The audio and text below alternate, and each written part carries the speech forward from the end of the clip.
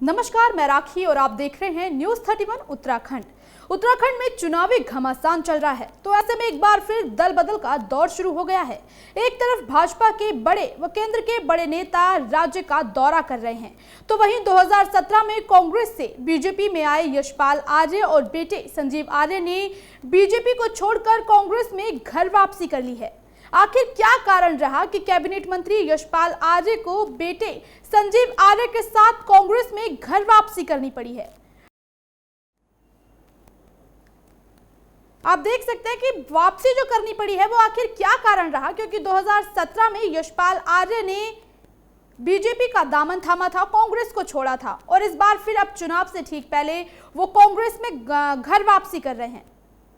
आखिर क्या कमी थी कि उन्होंने कांग्रेस को छोड़ा और बीजेपी में शामिल हुए और अब बीजेपी को छोड़कर ठीक चुनाव से पहले वो वापस कांग्रेस में घर वापसी कर रहे हैं?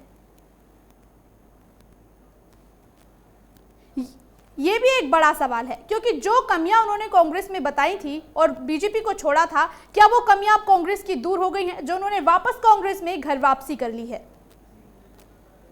और इसी मुद्दे पर आज मेरे साथ चर्चा में मौजूद हैं बीजेपी प्रवक्ता शादाब शम्स और कांग्रेस प्रवक्ता भूपेंद्र नेगी जी। आप दोनों का बहुत बहुत स्वागत है हमारी आज की चर्चा में। जी धन्यवाद।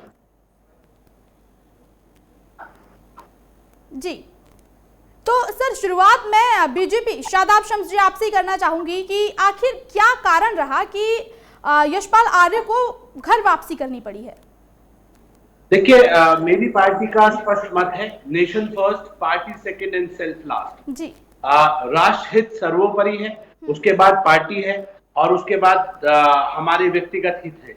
अगर कभी भी व्यक्तिगत हित में और पार्टी में टकराव होता है तो व्यक्तिगत हित हम छोड़ देते हैं और पार्टी में और देश में टकराव की विचारधारा पे टकराव होता है तो पार्टी हित बाद में है, पहले राष्ट्र हित है। हाँ। तो मुझे लगता है कि व्यक्तिगत हित था जिसपे यशपाल आर्य जी कांग्रेस में गए और इसमें कोई शक नहीं है कि जिस तरह से हरीश रावत जी ने एक लॉलीपॉप थोड़े दिन पहले यहाँ दिया था और उन्होंने कहा था कि हम यहाँ दलित चेहरे को मुख्यमंत्री का चेहरा घोषित कर सकते हैं कांग्रेस में, तब मैंने तमाम चैनल से इंटरव्यू में ये कहा था कि अगर आप या तो दलित चेहरा घोषित कीजिए और आपके पास कोई दलित चेहरा नहीं है तो हम भारतीय जनता पार्टी से भेज देते हैं। दम हो तो झूठ की राजनीति बंद कीजिए, दलित चेहरे को प्रदेश का मुख्यमंत्री चेहरा घोषित कीजिए।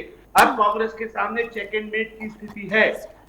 हम कह रहे हैं और हम जानते हैं कि कांग्रेस ये झूठ की छल की राजनीति करती है और दलित समाज बहुत बारीकी से इस पे निगाहें गड़ाए हुए हैं।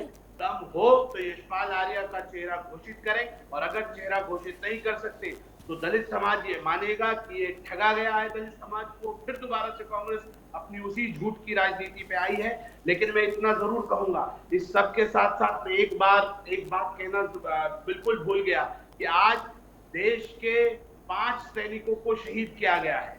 हमारे उत्तराखंड से भी एक सैनिक शहीद हुए हैं और कमाल की बात यह है कि वो लोग जो मेरे सैनिकों को कफन में लपेट के भेजने वाले लोग हैं, जिन्होंने पाकिस्तान के इशारे पे वो जो बाजवा, जो कांग्रेस जिसको प्रा कहती है, कांग्रेस के प्रा का जो प्रा है, जो मेरे सैनिकों का हत्यारा है, उनकी बात करने वाली कांग्रेस को मुझे लगता है उत्तराखंड के लोगों में ऐसी पार्टी के खिलाफ जो रोष उत्पन्न है और जो हालात इस वक्त कांग्रेस के नजर आ रहे हैं, मैं ये कह सकता हूं कि आने वाला वक्त कांग्रेस के लिए बहुत बुरा होगा। और जिस तरह की हल्की और घटिया राजनीति लोग कर रही हैं, हम लोग तो दिल की गहराइयों से अपने शहीदों को खिराज अकीदत पेश करते हैं, उन्हें श्रद्धांजलि देते हैं। हमारे शहीद जो देश के लिए, मातृभूमि के लिए अपनी शहादतें दे रहे हैं, उनको सपोर्ट करने वाली कांग्रेस ये कितने छल कर ले, कितने जातिवादी राजनीति के गुणगान कर ले, मुझे लगता है कि देश किसी कीमत पर इन्हें माफ नहीं करेगा। उत्तराखंड सैन्य प्रदेश है, यहाँ के सैनिक किसी कीमत पर इन्हें माफ नहीं करेंगे। एक छल की राजनीति अब समाप्ति की ओर है। कांग्रेस कुछ कर ले, कोई से कार्य खेल ले, अभी तक कुछ होने वाला नहीं। शादाब जी, मैं आपको रोकना चाहूंगी। भूपेंद्र नेगी जी, बहुत स्वागत है आपका। आप भी अब हमारे साथ, भूपेंद्र नेगी जी भी जुड़ चुके हैं और अभी सवाल यही चल रहा था कि भाई यशपाल आर्य ने कांग्रेस में घर वापसी की है। बहुत बहुत बधाई आपको सबसे पहले कि आपके दिग्गज नेता ने घर वापसी कर ली है। तो क्या लगता है कि आगामी चुनाव में कितना फायदा होगा इससे कांग्रेस को? देखिए, जिस प्रकार से जो यशपाल आर्य जी हैं, वो कांग्रेस के बहुत ही वरिष्ठ नेता रहे हैं, जी। कांग्रेस के प्रदेश अध्यक्ष रहे हैं और कांग्रेस सरकार में मंत्री रहे हैं। भाजपा द्वारा जो जिस प्रकार से पूरे देश में पैसे धन बल के आधार पर, छल प्रपंच के आधार पर जो लोकतंत्र को खत्म करने का जो काम, जो एक मुहिम भाजपा में अमित शाह नरेंद्र मोदी जी ने जो चलाने का काम किया है, उसी मुहिम के अंतर्गत और भैया तुम लोग आप कह रहे हैं कि धनबल पे खरीदा गया, आप बिकाऊ माल कह रहे हैं यशपाल आर्य जी को। क्षमता भी रखो, अगर अपनी बात कह रहे हो तो दूसरे की बात सुनने की क्षमता भी रखिए। नहीं, आप बोल रहे हैं ना कि धनबल पे भारतीय जनता पार्टी खरीदा, तो मतलब आप नेता को बिकाऊ माल बता रहे हैं। आप ये बता रहे हैं कि आपके नेता बिकाऊ है, कांग्रेस के सब नेता बिकाऊ है, जो हमारे यहाँ है उन्हें हमने खरीदा है आपके हिसाब से, वो सब बिकाऊ माल है। मतलब कांग्रेस में नीति नहीं है, सीएत नहीं है, चेहरा नहीं बचा है और राष्ट्र विरोधी बात करते हैं। राष्ट्र विरोधी लोगों को, हमारे सैनिकों के सर काटने वालों को तुम बुरा कहते हो, हमारी विचारधारा समाप्त हो गई। अरे शर्म करो, शर्म से डूब के मर जाओ। अमित शाह नरेंद्र मोदी द्वारा जो पूरे देश में एक ये चलन चलाया गया कि जो चुनी हुई सरकारें हैं, जो लोकतंत्र की हत्या किस प्रकार से की जाती है, ये भाजपा ने आज 70 सालों में देश को दिखाने का किया है। 2017 के चुनाव में जो कांग्रेस की सरकार को छोड़कर, कांग्रेस के विधायकों को छोड़कर जो सत्ता इन्होंने हासिल की है, उसकी जनता इन्हें 2022 के चुनाव में माफ नहीं करेगी। यशपाल आर्य जी हमारे बहुत पहले तो ये बातें तो बताना बाद में, पहले देश की जनता से माफी मांगो, प्रदेश की जनता से माफी मांगो। हमारे सैनिकों के सर काटने वालों को परा कहते हो, साडा परा है, साडा परा है। जनरल बाजवा साडा परा है, वो तुम्हारा परा हो गया जनरल बाजवा। साडा परा है ना, बताएंगे कि साडा परा किसे कहते हैं। मत कीजिए, आपकी तैयारी हो रही है। एक सैनिक जवाब देगा, एक बच्चा इस सैन्य प्रदेश का जवाब देगा और आपकी गलत फहमियों को दूर करेगा। जिस तरह से तुम पाकिस्तान की भाषा बोलते हो, जिस तरह से क्या समझते हो, ये अगर कुछ नेता तुम ले जाओगे तो क्या जनता बदल जाएगी? जनता माफ कर देगी कांग्रेस को? किसी कीमत पे कांग्रेस को जनता माफ नहीं करेगी। सबक शादाब शम्स जी, भूपेंद्र नेगी जी, एक एक कर अपनी बात रखिए। दर्शकों को आपकी बात समझ में नहीं आ रही है, एक एक करके अपनी बात रखिए सर। बोलिए कि पहले अपनी बात रखने का मौका दे। जी जी, शादाब जी, नेगी जी को अपनी बात रखने का मौका दीजिए, फिर आप बोलिएगा, आपको भी मौका मिलेगा। जी देखिए, जो जिस प्रकार से भाजपा सरकार द्वारा पूरे देश में पैसे और धनबल के आधार पर लोकतंत्र को और चुनी हुई सरकारों को गिराने का काम कर रही है, उसी का नतीजा रहा कि 2017 में जो कांग्रेस की जो हरीश रावत सरकार है, उसको गिराने का काम भाजपा ने किया और प्रलोभन देकर छल बल से कई कांग्रेस के जो हमारे विधायक हैं उनको तोड़ने का, मंत्रियों को तोड़ने का इनके द्वारा काम किया। लेकिन जब इनकी सरकार बनी उसके बाद जो कार्यशैली इनकी सरकार की रही, किस प्रकार से आप देख रहे हैं कि जो खुद उन्होंने यशपाल आर्य जी ने कहा कि भाजपा में आंतरिक लोकतंत्र नहीं है, अपनी बात रखने का किसी को मौका नहीं दिया जाता। केवल और केवल वहां पर अमित शाह, नरेंद्र मोदी, दो ऐसे लोग बैठे हैं, केवल वही सरकारें चलाने का काम करते हैं। मोनोपॉली से प्रकार से उन्होंने कर दिया और जिसका नतीजा आपने देखा कि 4 साल बाद उनको मुख्यमंत्री बदलने की नौबत आई, क्योंकि मुख्यमंत्री टोटली फेल हो चुके थे। इसलिए उन्होंने मुख्यमंत्री बदले, दूसरे बदले, एक शेर दूसरे पे शवा शेर लेके आ गए, उनसे त्रस्त होकर फिर तीसरे को लेके आ गए, जिनके आज 100 साल पूरे होने का ये जश्न मना रहे हैं। तो देखते कब तक चलता है और कब तक जो भाजपा में जो आंतरिक लोकतंत्र नहीं है, कब तक आज जो नेता विधायक अपना कार्यशैली को अंजाम देते। तो इसी को देखते हुए यशपाल आर्य जी द्वारा जो बहुत वरिष्ठ नेता है, आज कांग्रेस बहुत वरिष्ठ नेता है, इससे पहले कांग्रेस के अध्यक्ष थे, दलितों का बहुत बड़ा चेहरा वो इस प्रदेश में। चलिए भूपेंद्र नेगी जी, जवाब ले लेते हैं, आपके सवाल का जवाब ले लेते हैं। शादाब जी, आपने सुना किस तरीके से इन्होंने कहा कि बीजेपी में जो है नेताओं को बोलने का मौका नहीं दिया जाता, केंद्र ही सब कुछ संभालती है, क्या कहेंगे इस पर? देखिए, कांग्रेस बौखलाई हुई है और पूरी तरह से अपनी हार को स्वीकार कर चुकी है। इसलिए इनके पूर्व मुख्यमंत्री हरीश रावत कह रहे हैं, मोदी तुझसे बैर नहीं, धामी तेरी खैर नहीं। तो मोदी से बैर नहीं है, मोदी से डरते हो? अच्छा, अरे हमारी विचारधारा एक है, हमारी सोच एक है, हमारा विजन एक है, हम राष्ट्रवादी विचारधारा के लोग हैं। और मैं इसलिए इस बात को कह रहा हूं कि ये जो पाप कर रहे हैं, लगातार और लगातार 5 अध्यक्षों, एक अध्यक्ष के ऊपर भरोसा नहीं था कि 5 अध्यक्ष बनाने।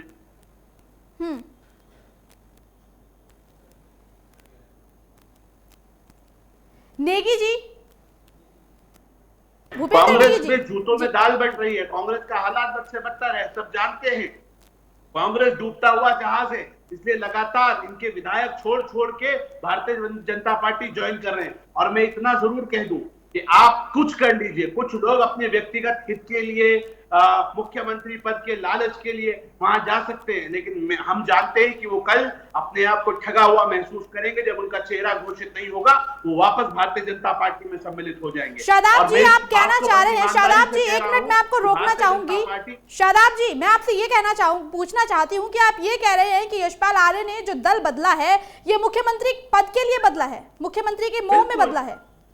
उन्होंने बोला है ना। अच्छा। तो हरीश रावत का पब्लिक डोमेन में बयान पड़ा है पूरी कांग्रेस का कि हम दलित चेहरे को मुख्यमंत्री का चेहरा बना सकते हैं, और हमने तब कहा था कि हम भेज देते हैं अगर आपके पास कोई दलित चेहरा नहीं है तो। इसलिए हम तो कह रहे हैं अब आ गया है, अब घोषित कीजिए चेहरा। अगर आप चेहरा घोषित नहीं करेंगे तो प्रदेश की जनता, प्रदेश के जो दलित समाज है वो भी आपको सबक सिखाने के लिए तैयार है। लेकिन उन्हें तो जाने दीजिए, आप तो कर कुछ भी लीजिए, शाम दाम दंड में आपको इकाई पे समेटने के लिए उत्तराखंड के लोग आतुर बैठे हैं। क्योंकि आप लगातार, आप बताइए ना, इसका क्या जवाब है? छोड़ दीजिए यशपाल आर्य को, मेरा संगठन को कोई आए कोई जाए कोई फर्क नहीं पड़ता। लेकिन मैं इतना जरूर कह रहा हूं, आप इतना बताइए कि आप जनरल बाजवा को बड़ा कहते हैं। आज उत्तराखंड में नेगी जी हमारा भाई उपन में लिपट के आया है, और ये जो आतंकवादी पाकिस्तान भेज रहा है, उसके जनरल डायर को, जनरल बाजवा को आपके नेता प्रा कहते हैं, हरीश रावत जी प्रा कहते हैं, तो सफाई देते हैं कि नहीं ऐसे नहीं ऐसे। बताइए क्या कार्रवाई आप लोगों ने की? और अगर आपने कार्रवाई नहीं की, इसका मतलब आप भी जनरल बाजवा को प्रा मानते हैं, पाकिस्तान को प्रा मानते हैं, आप पाकिस्तान परस्त हैं। और मैं ये कह सकता हूं, किसी कीमत पर भी आप कुछ कर लीजिए, उत्तराखंड की जनता आपको नाबूद करेगी, आपको इकाई पे समेटेगी, आपकी जमानतें जब्त होंगी। ये राजनीति का जो पैटर्न आपने राष्ट्र से ऊपर सोच लिया है, इसका जवाब देने के लिए देवभूमि और पांचवा धाम सैन्य धाम आपको तैयार बैठा है। भूपेंद्र नेगी जी जवाब देना चाहेंगे शादाब की बात का? बिल्कुल, मैं कहना चाहूंगा कि शादाब ने कहा तो मेरी बात भी, जैसे मैं उनकी बात सुन रहा हूँ, मेरी बात भी ध्यान से सुनने का काम करें, बीच में टोकने का काम न करें। देखिए, भाजपा को अपने गिरबान में झांकना चाहिए। उन्हें इस बात की ज्यादा चिंता है कि कांग्रेस अपने चेहरा घोषित कर दिए, कांग्रेस अपने किसको चेहरा बनेगी। और ये हमारा आंतरिक मामला है, किसी को भी चेहरा बने, इसमें आप लोग भी कर रहे हैं। आप लोगों का कौन सा चेहरा है आपने बताइए ना। पिछले 4 सालों से आपने कहा कि हमारे नेता रावत जी आपका चेहरा थे, हरीश रावत जी तो आपने कहा रावत जी आपका चेहरा है, वो हटे तो माफी मांगिए ना चैनल पे। आपके नेता ने झूठ क्यों बोला? सार्वजनिक रूप से सारे चैनल में आया ना, पब्लिक के सामने बोला ना। अब आप मना कर रहे हैं कि चेहरा हम सोचेंगे, फिर पहले क्यों कहा?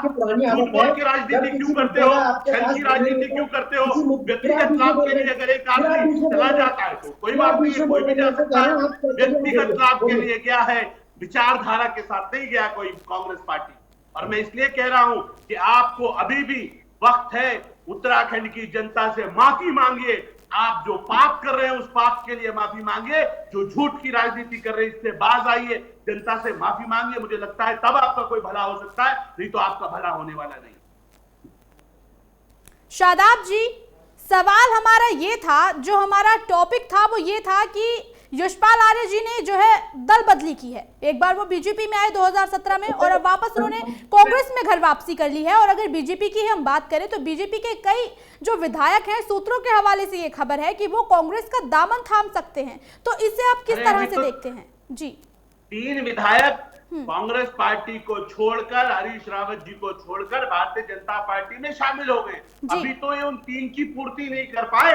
अच्छा, अभी तो केवल पिता पुत्र गए हैं। और मैं आपको और बता दूं, एक बहुत बड़ी फहरिस्त कांग्रेस पार्टी के नेताओं की, इधर कांग्रेस पार्टी चेहरा घोषित करे, हरीश रावत जी का करे, किसी का करे, पता चल जाएगा, गलतफहमी दूर हो जाएगी। बहुत लंबी कतार लगी है। वो तो भारतीय जनता पार्टी, हमारे यहाँ से भी हमने कहा है, हमने दरवाजे खोल रखे हैं। जो जाना चाहे व्यक्तिवादी राजनीति के लिए तुरंत चला जाए, और जो राष्ट्रवादी विचारधारा के लिए आना चाहता है उसके लिए हमारे दरवाजे खुले। क्योंकि कांग्रेस के अंदर भी कुछ अच्छे लोग हैं। अच्छा। कांग्रेस के अंदर भी कुछ राष्ट्रवादी विचारधारा के लोग हैं, उनके लिए हमारे यहाँ मोस्ट वेलकम है। लेकिन जो व्यक्तिवादी राजनीति के लिए, अपने निजी स्वार्थ के लिए जाना चाहता है, हम स्वयं कह रहे हैं, भारतीय जनता पार्टी कह रही है, कोई जाना चाहता है तो यू कैन गो, हम बिल्कुल आपको रोकेंगे नहीं। जो जाना चाहता है उसका स्वागत है, जो आना चाहता है उसका स्वागत है। भारतीय जनता पार्टी अपने विचारों से कभी समझौता नहीं करेगी। तो शादाब जी, आप कहना चाहते हैं कि जो कांग्रेस से बीजेपी में आना चाहते हैं वो राष्ट्रवादी सोच के हैं, जो कांग्रेस से बीजेपी में आना चाहते हैं वो राष्ट्रवादी सोच के हैं, और जो बीजेपी से कांग्रेस में जा रहे हैं वो अपनी ही पूर्ति के लिए, अपनी खाना पूर्ति के लिए वापसी कर रहे हैं? बिल्कुल। अच्छा। और अगर वापस ना करते तो ये बताइए ना मुझे कि ये एक तरफ बाजवा को कोई परा कहे, कर्नल डायर की से भी गंदी संज्ञा देनी चाहिए बाजवा को, पाकिस्तान के जर्नल को, वो हमारे सैनिकों के सर काटे, वो उसकी बात कैसे कर सकते जी?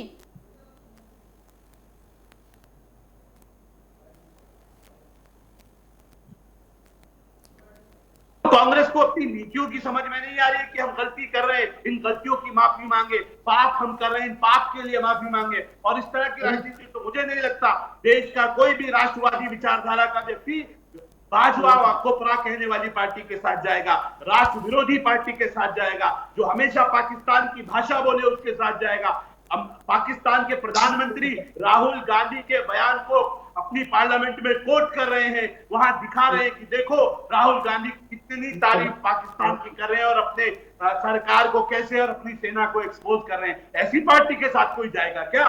जी। भूपेंद्र नेगी जी। राखी जी, मैं कुछ कहूंगा तो फिर बीच में बोल पड़ेंगे, तो उनको बोल दीजिए, पहले अपनी जितनी बात है अपनी वो रख लें। जी जी, अरे भूपेंद्र नेगी जी, भूपेंद्र नेगी जी, अब आप बोलिए। अब शादाब खामोश रहेंगे और आप बोलिए, आपको भी तो बोलने का मौका देना मिलना चाहिए ना। आप बोलिए, क्या कहना चाहते हैं? जी। भाजपा का चाल चरित्र और चेहरा दोगला है, तो दोनों सांप होते हैं, दोनों सांप वाला है।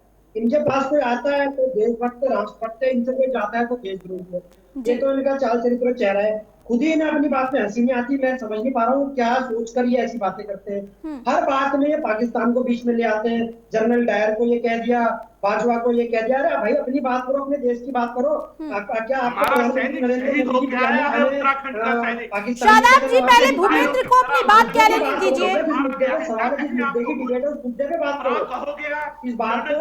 शादाब जी, पहले भूपेंद्र नेगी जी को बोल लेने दीजिए, आपके बीच में वो नहीं बोले थे। विफलता छुपाने के लिए हिंदू मुस्लिम और पाकिस्तान का सहारा लेना बंद कर दो। देश की जनता ये जान चुकी है, उत्तराखंड की जनता ये जान चुकी है, तभी जो आपका डूबता जहाज है, उस डूबते हुए जहाज से तमाम जो लोग हैं, जो लोग कांग्रेस विचारधारा के जो तमाम लोग आपके पास गए थे, वो वापस अपने घर वापसी कर रहे हैं।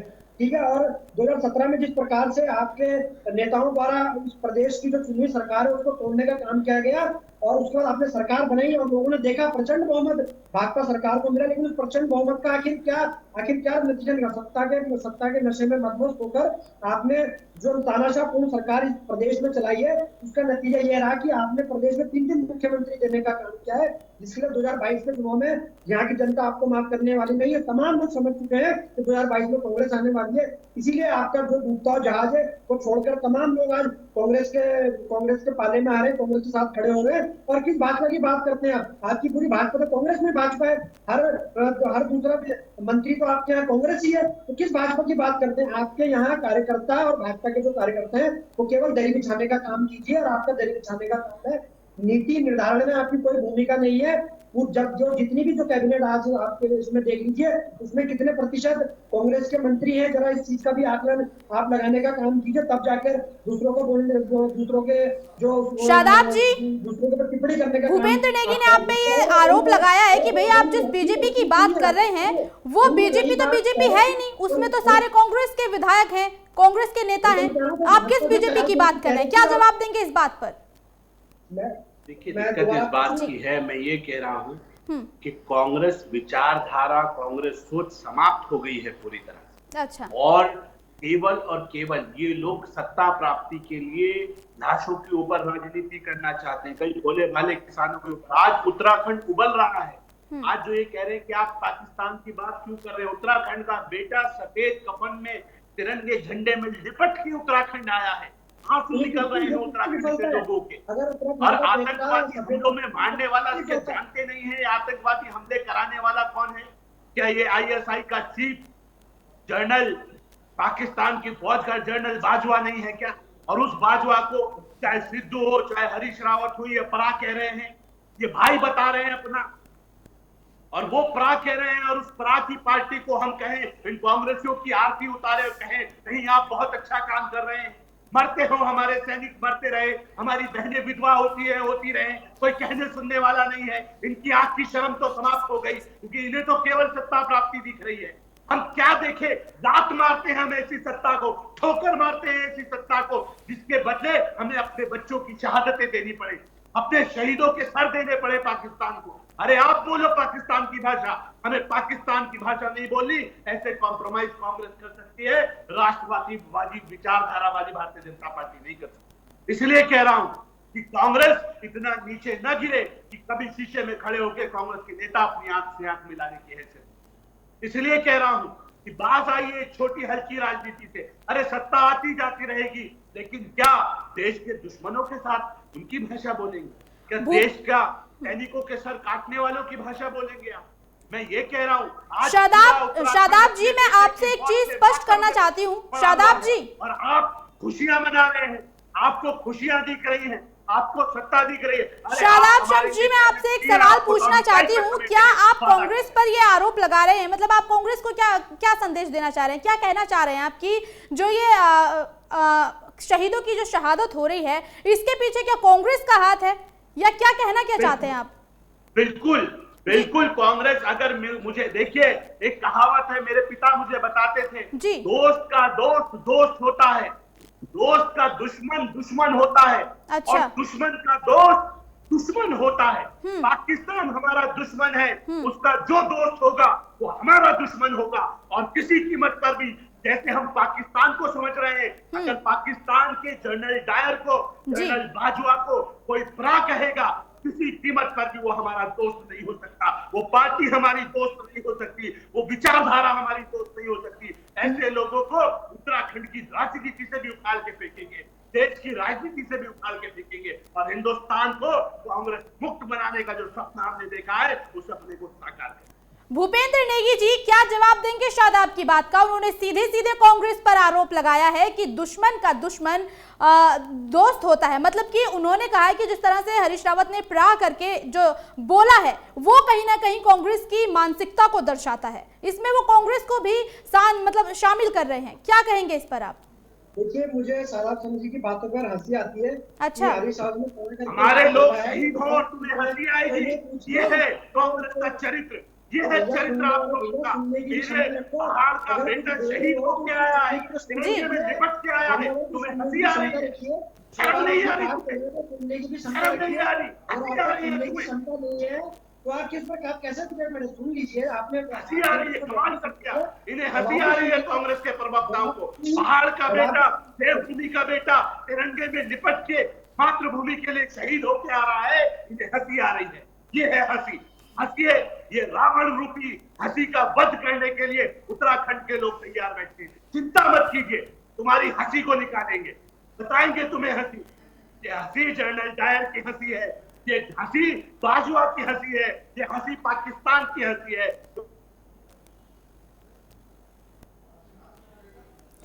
भूपेंद्र नेगी जी क्या जवाब देना चाहेंगे इनकी बातों का? जी को बोलिए कि कम से कम जब कुछ बात कह रहे हैं तो सुनने की भी तो क्षमता रखे जी। बीच में बोले जा रहे हैं, यही तो भाजपा करती आई है। किसी दूसरे को, जो लोकतंत्र है, सबको बोलने का अधिकार है, जैसी अर्न गर्म बातें करके मुद्दे को भटका कर अपनी बात रखने का काम करते हैं। यही तो चाहती है भाजपा की। जो असल मुद्दे हैं, असल मुद्दों से जनता का ध्यान भटके और जनता का ध्यान भटकाकर ये उसकी सत्ता की मलाई चाटने, सत्ता की मलाई चाटने का इनका वो है, तो सत्ता की मलाई को चाटने, मुद्दों से ध्यान भटका है, सत्ता की मलाई चाटना चाहती है। इनका ध्यान आप मुझे बताइए, कहते हैं कि आपने कहा तो क्या प्रधानमंत्री नरेंद्र मोदी जी बिरयानी खाने इस्लामाबाद गए थे, तो तब वो देखा नहीं? तब तो ये एक एक करके बोलिए सर, एक एक करके बोलिए, आप लोगों की आवाज नहीं आ पा रही है। ये महत्वपूर्ण मुद्दा। अरे तो इन्हें चुप कराइए ना राखी जी, तभी तो मेरी आवाज आएगी। अब मैं कुछ कहता हूँ बीच में शादाब जी, शादाब शम्स जी, भूपेंद्र नेगी को बोल लेने दीजिए, अपनी बात तो रख लेने दीजिए। देखिए, जिस प्रकार से भाजपा का चाल चरित्र और चेहरा है, ये चाहते हैं कि कोई अपनी बात रखे। रखिए, आप अपनी बात रखिए भूपेंद्र नेगी जी।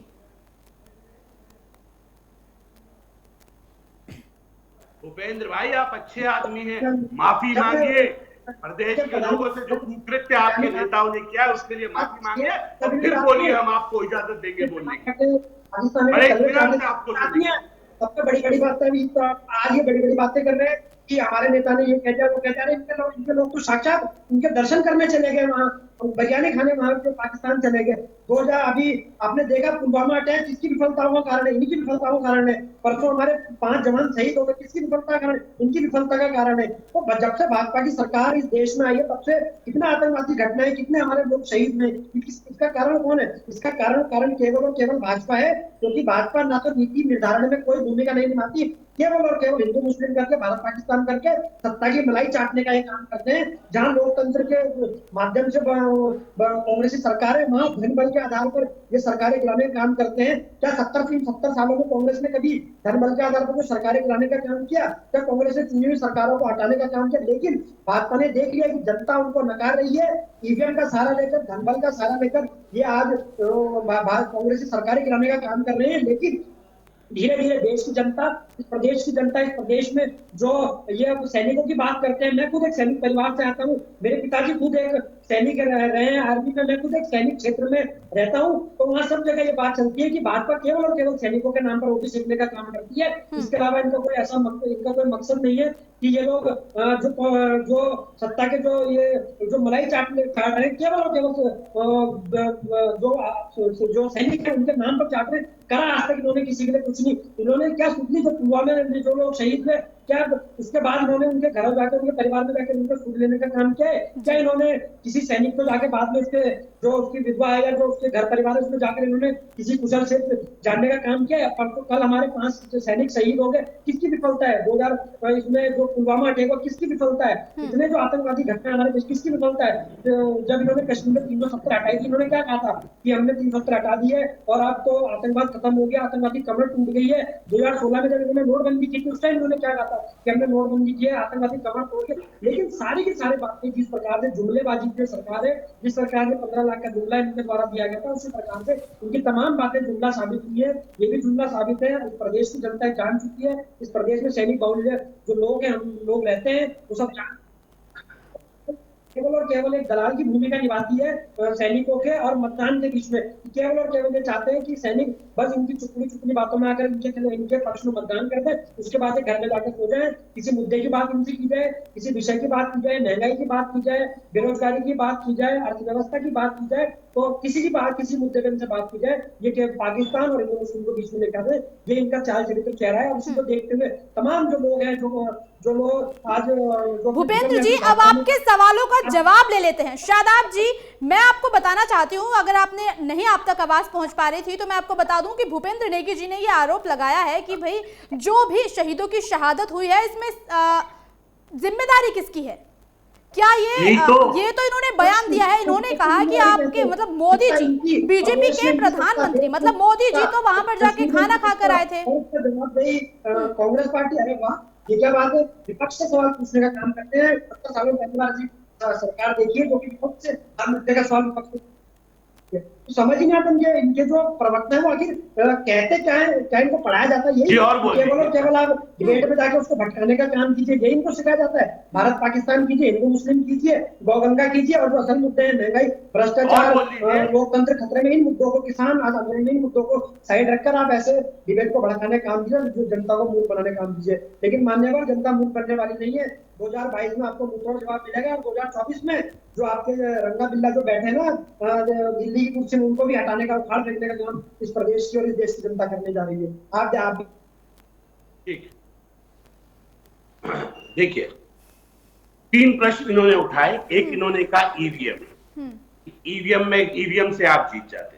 भाई ईवीएम से जीतते थे तो पंजाब से इस्तीफा दे देते, जब जीते गए थे तो राजस्थान से इस्तीफा दे देते, जीत गए थे तो मध्य प्रदेश से ईवीएम से ही जीते थे, इस्तीफा दे देते। जहां तुम जीत जाओ वहां ईमानदारी, वहां ईवीएम काम कर रही है। हार जाओ तो निकम्मो, अपनी कांग्रेसी निकम्मे लोग हैं, अपनी गलती दूसरों ईवीएम के सर पे डाल देते हैं। एक दूसरा इन्होंने कहा कि देखो हम तोड़ फोड़ की राजनीति करते हैं, भूल गए इमरजेंसी। भूल गए कैसे चुनी हुई सरकारों पे राष्ट्रपति शासन थोप दिया जाता था? आप बात करेंगे नैतिकता की? इन्होंने अभी आपके सामने ये बोला पुलवामा में जो अटैक हुआ जी, यही तो हम कह रहे थे। यही बोलती है जो पाकिस्तान इनके वर्ड्स को कोट करता है, टीवी के रिकॉर्डिंग को कोट करता है कि हिंदुस्तान की एक पार्टी जो विपक्षी पार्टी है उसका नाम कांग्रेस है, वो ये कह रही है कि वहां के सेना ने अपने आप उस बॉम्ब ब्लास्ट को कराया। वो कह रही है कि भारत की सरकार खुद बॉम्ब ब्लास्ट करा रही है अपने सैनिकों के ऊपर। यही यूएनओ में जाके बोल रहे हैं। वो कह रहे हैं आतंकवादी नहीं है, ये तो भारत की सरकार खुद करा रही है, ये तो सेना खुद कर रही है। ये बताइए मेरी सेना का अपमान है कि नहीं है? पुलवामा पे सवाल मेरी सेना का अपमान है कि नहीं है? ये शौर्य जो हमने सर्जिकल स्ट्राइक की उसके ऊपर सवाल सेना के शौर्य का अपमान है कि नहीं है? ये है घटियापन इनका। ये नीच हरकत करते हैं और कहते हैं कि आप पाकिस्तान की बात करते। अरे हम नहीं करते, मजबूर करते हैं आप हमें, प्रोवोक करते हैं आप हमें पाकिस्तान की बात करने के लिए। जब आप पाकिस्तान की भाषा बोलते हैं, जब आप सर्जिकल स्ट्राइक को कहते हैं कि कोई सर्जिकल स्ट्राइक नहीं हुई, जब आप अपनी सेना के शौर्य पर सवाल उठाते हैं, जब आप पुलवामा के अटैक को हिंदुस्तान प्रायोजित अटैक बताते हैं, तब आप मेरी सेना के ऊपर सवाल उठाते हैं। इसलिए हम कहते हैं आप पाकिस्तान की भाषा बोलते हैं, आप देशद्रोहियों की भाषा बोलते हैं, इसलिए आपकी राष्ट्रीयता पे सवाल उठाते हैं। इसलिए तो कह रहे हैं कितना गिरोगे तो और कितना नीचे गिरोगे।